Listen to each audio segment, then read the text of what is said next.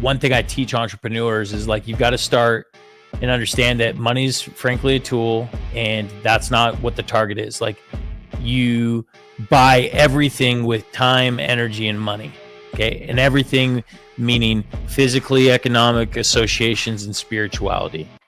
All right, all right. What's up, everyone? Welcome to the Sehgal Show. Today, we have a really special guest who is the founder and CEO of Next Level Pros, an entrepreneurial accelerator fostering business growth and development for small to large size businesses through privately equity investments and education. Now, he founded Solgen Power, a vertically integrated solar provider, in his garage in fall 2017, later exiting to private equity at a nine-figure valuation, all in just 4.5 years. And his team was recognized by Financial Times as the sixth fastest growing privately held company in the nation, spanning to 18 different locations and over 1,000 team members. Without any further ado, let's welcome Chris Lee to our show today. Hey, Thanks for Chris, having how you me. doing, man? I'm doing well. Thanks for having Absolutely. me. Excited to be here. Same here. It's a pleasure and honor. Thank you so much for your time. And Chris, your journey is like really inspiring, I would say. Crazy growth, what you have seen in the last 4 to 5 years when you started this. I'm more interested for the viewers as well who don't know about you, how exactly it started and what was the thing that fueled this big growth that you have experienced in your journey. Yeah, I mean, most there's, that's a loaded question, but I mean, really, my entrepreneur career has been over 20 years and chasing a lot of different things, and ultimately, yeah, launching out of my garage in 2017 was a culmination of a bunch of previous experiences of failures and success all coming together and in into one. I've been through a lot of different things. I filed bankruptcy for $2.2 million in January of 2011. Had less than $1,000 in my bank account. Was able to bounce back from that. Learn from some incredible entrepreneurs. I've spent over $1 million in my on my personal education over the years, on masterminds and coaching and everything else. And really, like I said, all kind of culminated into launching out of my garage, which eventually was pretty awesome success. Absolutely, no doubt in that, man. You have built up a huge empire after built out from the garage. That's really inspiring. So I'm interested to know, was Solgun your first business idea that you did, or there were some other business ideas that you did prior to that? No, I ran all different kinds of businesses. So launched my first business when I was 24 years old in 2008. I had a home security business and grew it too fast, too quick. And that ultimately led to, like I said, personal bankruptcy. Shortly thereafter, had a coupon book, a search engine optimization business. I fixed and flipped cars and houses and had beehives and cattle, and I've owned a medical business. I consulted many different businesses over the years. So I've been involved in a lot of different businesses, but yeah, Solgen was really my first very big success. I was moderately successful up until that time, but yeah, just found the right door and dug a hole 1,000 feet deep to hit oil. That's amazing, man. And why this solar only? Like any prior experience you had before that in the same field, or what was the story? Yeah. So I first got involved in the solar industry in 2014. I was a part of the home security business industry before that, and so it was intriguing. I liked the idea of changing the way that the world produced power, and just that it financially made sense to customers. And so, first got involved in 2014. Worked for two different businesses in that space until ultimately just got frustrated with the way a lot of guys were doing things, and was finally ready to go back out on my own. And so I have a unique journey in the fact that I worked for myself for many years and then decided to go back and work for corporate America. and really just learn and grow and study what these CEOs were doing and how they were scaling business fast. And it was after that decided to go and launch out of my garage, and we grew it very fast. We started in 2017. At the very end of 2017, and first year in business, we did 16 million. Second year, we did 32, then 34, then 89, then 233 million. Uh, and when this was growing, follow-up question coming in, it's like sometimes it's hard to manage the team and all. Like it's a big organization, started from a garage, converting into a big organization. How was the first initial structure? So let's say if I divide it into first 7 figures, first 8 figures, and then 9 figures. For first 7, 8, and 9, what were the things that were like crucial where you're like, okay, for this took us to first 7 figures, and then 8, and then 9?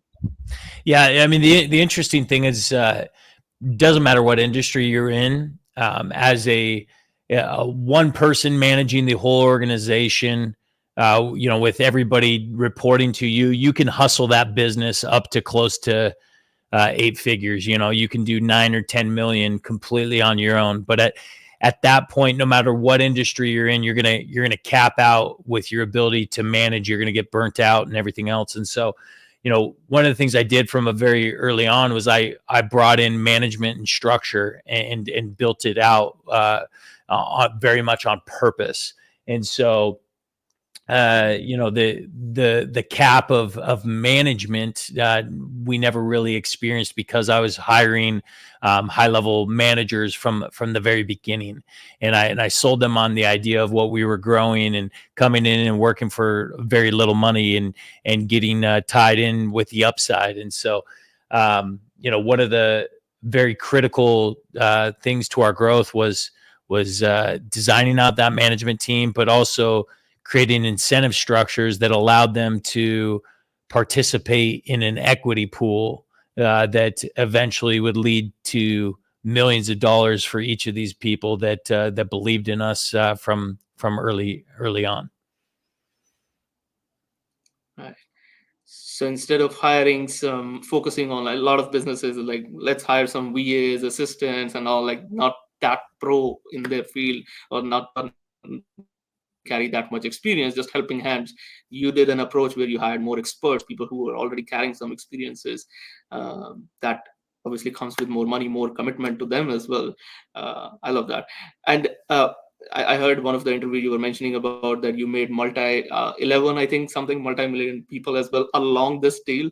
So would you mind touching the base on that? What exactly happened in the whole journey? Like, how was it making these people, not just making your own money, but helping these people also to become Yeah, multi-millionaires?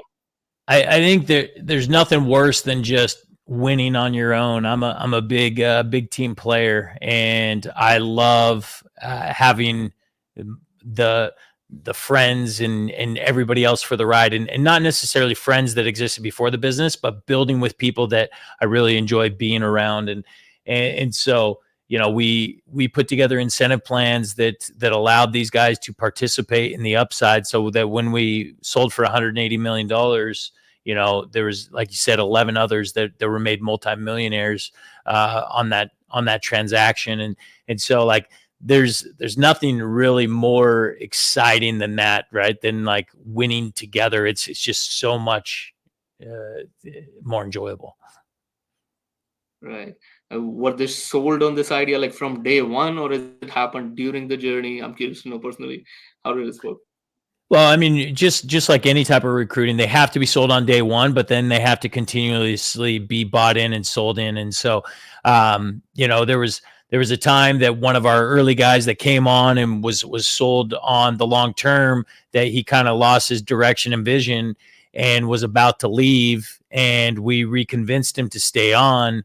And he's sure grateful that we did, because he took, like I said, several $1 million off the table when the transaction hit. And so, yeah, I mean, recruiting and training is something that any great empire has to continuously be doing, and doing on purpose, and very, very much by a strategy. Right. Got you. That makes sense. And when your team becomes bigger, and it's like it becomes hard also to maintain the culture. uh, I saw one of your video where you mentioned about you don't go for horizontal approach, you go for more of like a chain kind of approach where you have different managers, different people taking care of tasks. That's what you even mentioned a couple of minutes ago. How hard was it to maintain that culture initially when you touch seven figures and eight figures and beyond?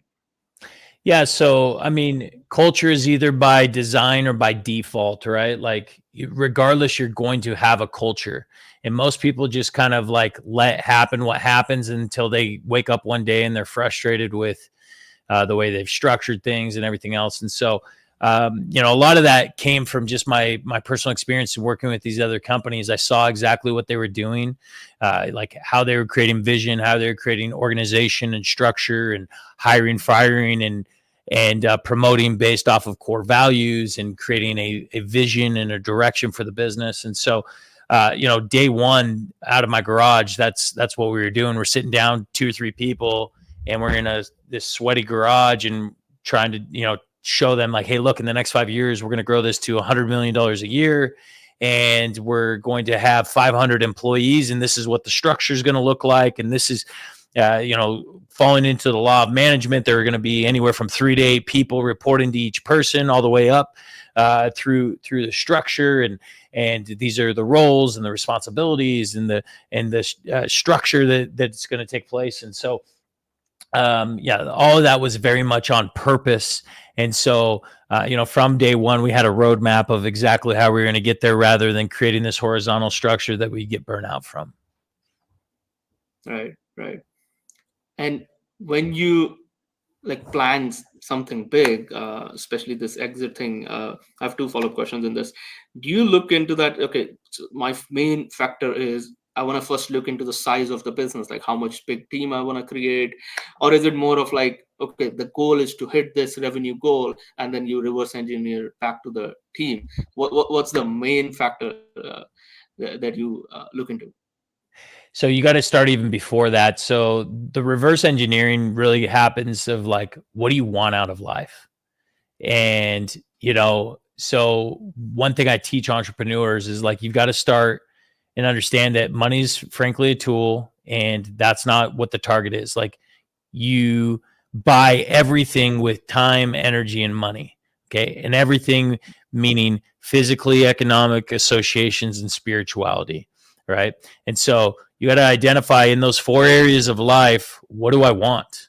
Like, what if I fast forward 5, 10, 20 years from now, what do I want my life to look like? How much time do I want to be spending on work? How much time do I want to be spending on my fitness? How much time do I want to be spending on my family, my spirituality? What do I want to look like? What do I want to feel like? What are the feelings that I want to experience on a daily basis? Right? Like, because that's all what we're after. None of us are after money. We're after what money may, like, people think they're after money, but really they're after what the feeling that they think that they're going to get from money, right?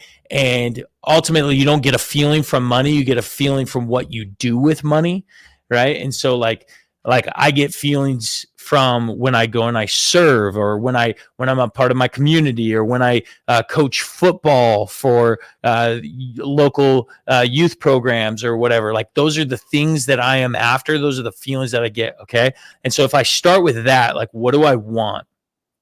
Then I have to ask myself, okay, in order to get that, how am I going to fund that? And once again, we're not just talking money.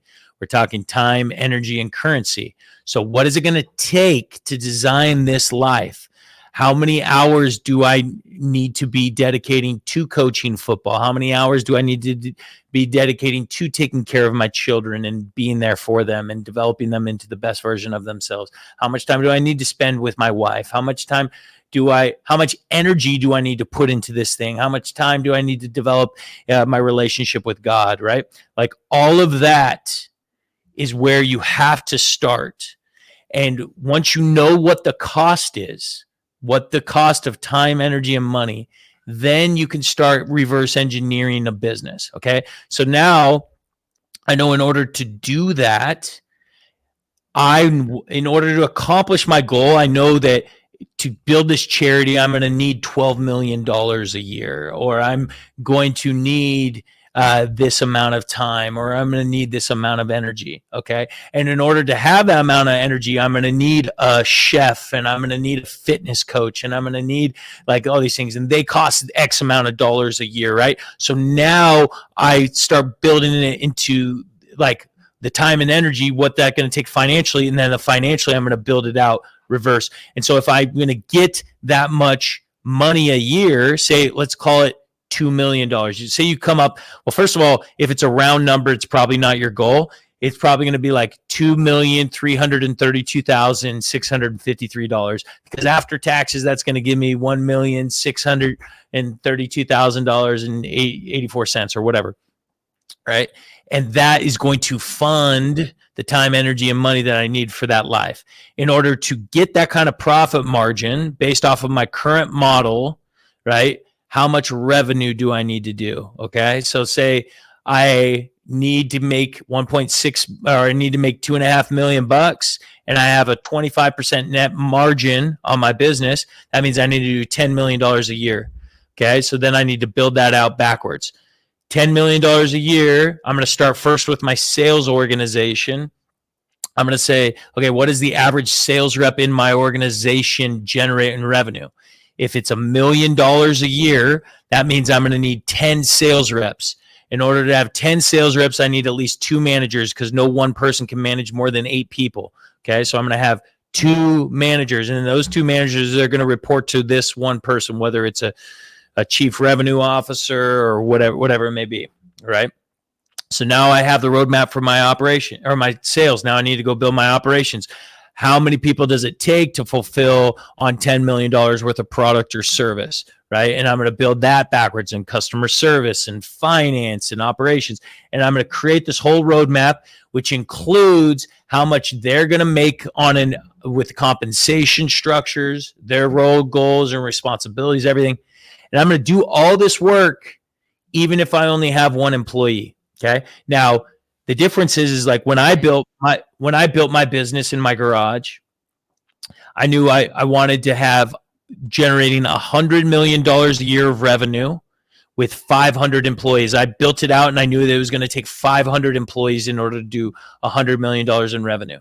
I knew my sales organization was going to have about 70 sales reps, which meant 10 managers, which meant 3 regional managers and 1 director, right? Like that's what a sales organization would look like. And I'm also going to need a training arm. I'm going to need operations and fulfillment, installers, so on and so forth. And I built that all up, and I came to the conclusion, all right, this is what the roadmap looks like.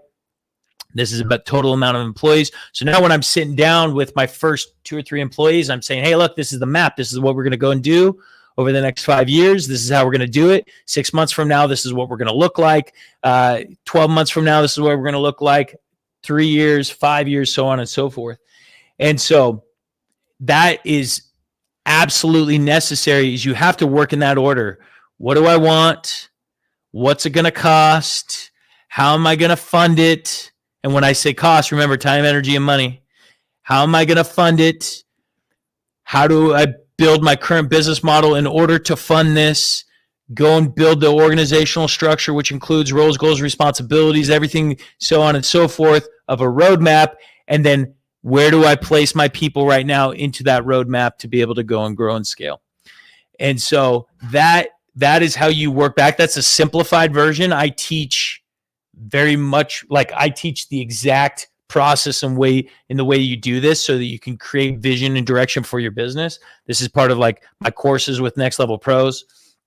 But like those are some of the basics that you have to start with in order to go and scale. And so like, if you look at my business, my original 5-year plan was 500 employees, 100 million a year.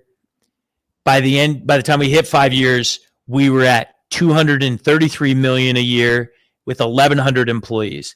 And if you look at that, it's almost the exact same ratio. Even though we way outperformed what my big vision was 5 years prior, the ratio and the work that I did was almost perfect. Oh, wonderful. That's amazing, man. When you were preparing this whole roadmap, So this plan of exit, was it in the roadmap already from the day one in your mind? That's where you lead towards. Was it the thing? Yeah. So, I mean, when we were recruiting people from the very beginning, we're like, okay, look, this is what we're going to do. At one point, we're going to go and access private equity. We're going to come invest. We're going to roll some forward. Then we're going to go and take this company public. And that was the roadmap that I was running.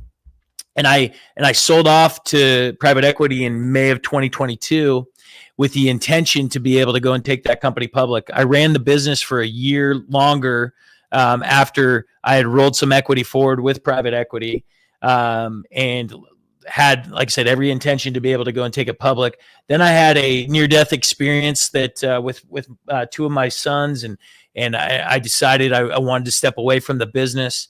But yes, like very much so, it was part of the plan from the very beginning. And it was the roadmap that we preach. It was part of our vision, part of our culture, part of our direction. And ultimately is really the thing that people need to do, regardless of whether or not they plan on selling. They need to create the same type of structure, because if you're a business owner, you want to own a business. You don't want to be owned by a business. Absolutely, absolutely. And you have obviously exited more business than one. Uh, is there any specific framework that has been you have created so far, developed, that okay, in order to have an exit from business, these are the 4 or 5 things that you must take care from the day one? Yeah, for sure. So I have a framework. It's called the Cole framework. It stands for culture, offer, accountability, and leadership. There's so much more that goes into those 4 things, right? Like how to create culture by design, what a strong offer looks like from both to your customers and your employees. How do you structure pricing, compensation, do your marketing, sales, everything that's all falling under an offer. Accountability is creating the proper structure, which has the proper KPIs, roles, goals, responsibilities, how you build that out top to bottom, be able to hold people accountable to be able to go and grow. And then leadership, how you develop leaders within the organization that can lead without you. And there's like so many details that go into all 4 of those things, but those are the 4 main triggers that I always look at. If I go in, I consult in a business, those are the 4 things I look at. Okay, how's their culture? What is missing here? Is there a lack of transparency? Is there a lack of trust? What are the core values that are really growing and making this company grow? What does their offer look like? Where's the pricing structure? How are they marketing? How are they selling? What are they compensating? How is the accountability? Is there good, clean data? Is it reportable? Are there dashboards? Is it being fed to the decision makers in real time, where they can actually pull levers that hold the people accountable? How is their leadership development? Do they actually focus on the whole human, physically, economically, associations, and spirituality? And so, like, just going through all of that, yeah, like that is the framework that works across industry. I don't care what business you're in. All right.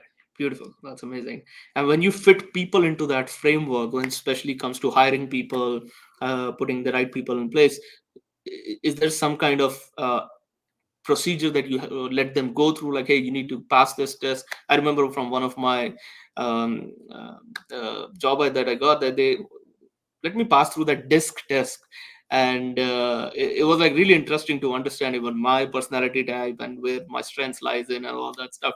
Do you guys do use something like that too?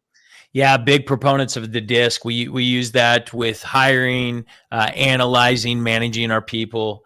So yeah, anytime somebody would come through our hiring funnel, which we had a full recruiting team built out in house that would bring people in. Part of that would be doing a disc analysis and identifying the personality traits and how they fit into the organization. So yeah, huge proponents of having a real systemized approach to identifying where somebody is going to be able to fit in the organization.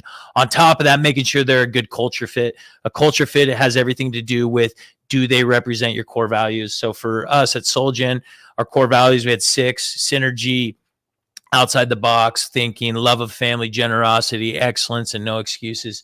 And so we had certain questions and indications of whether or not they fit within those core values when we bring them on.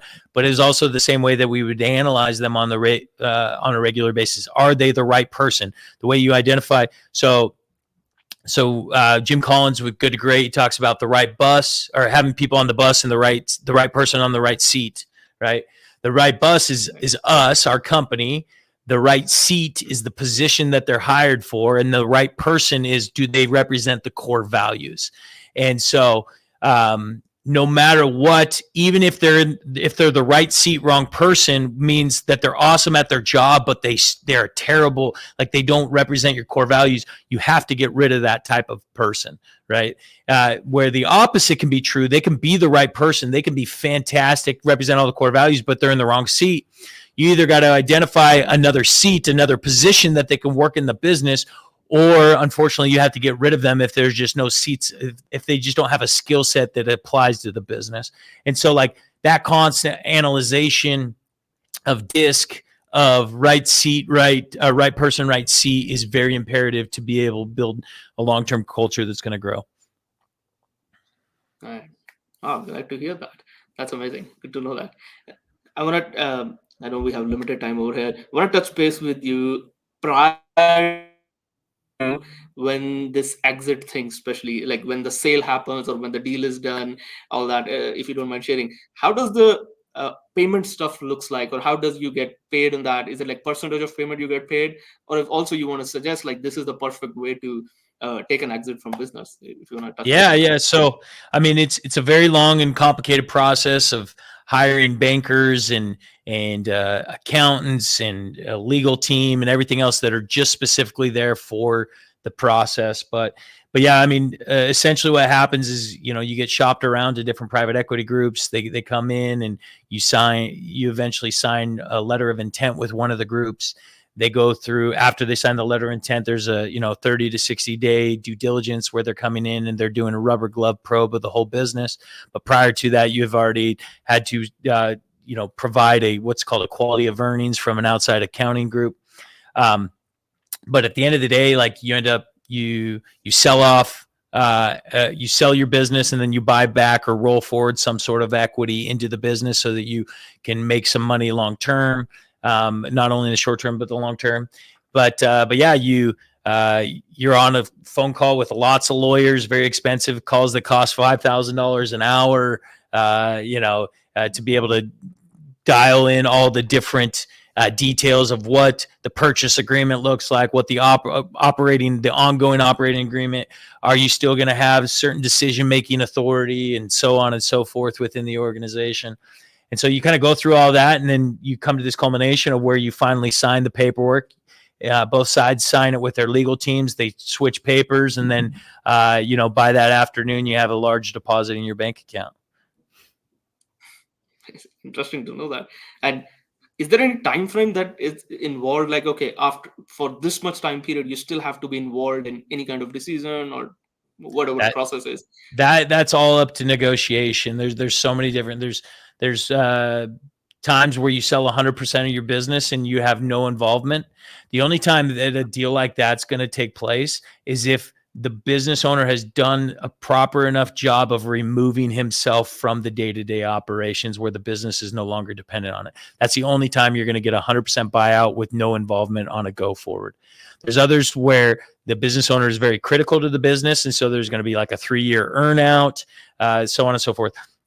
I didn't have any type of earnout, but I did roll some equity forward. So I was still very interested in the way that the business was going to perform. And that's why I continued to stay on, but I had no contractual obligations to be able to stay in the business. But yeah, I mean, there's so many different deal terms, so many different things that really go into any type of transaction with just a broad spectrum of how that can look. All right. Gotcha. Any message for our fellow entrepreneurs before we wrap this up? You shared a lot of stuff. I learned a lot, so thank you so much for that. Yeah, I mean, the biggest thing I would tell any entrepreneur if they're wanting to see some big success is like find out what works, what scales, and go all in on that and say no to everything else. That's amazing, short and crisp. And if people want to find more about you and all, what's the best place they can connect with you? Any link, any social media you want to? Yeah, so at Chrisley QB on Instagram is the best way. You have my link tree on there. If you guys are looking at scaling your business or anything like that, we have an incredible platform that applies to any business, and this is coming from real world entrepreneurs that have done it themselves, not just guys that are faking it until they make it.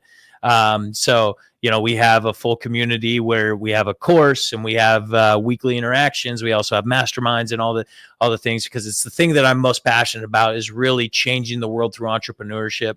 And the way that I can do that is by helping fellow entrepreneurs build the right way. Amazing. And it 100% shows what you are doing and how you are helping, providing values to the community. Thank you so much for that, Chris. I'll be dropping that link in the show notes. If people want to go check out his Instagram, I'll be dropping that link as well. So thank you so much, Chris, for your time. Again, it's a pleasure and honor to have you. It's been amazing. You have been gracious with your time. We'll catch up with another episode, all the listeners, watchers. So stay tuned. We're coming up with another episode very soon. Take care. Bye-bye, everyone. Thank you.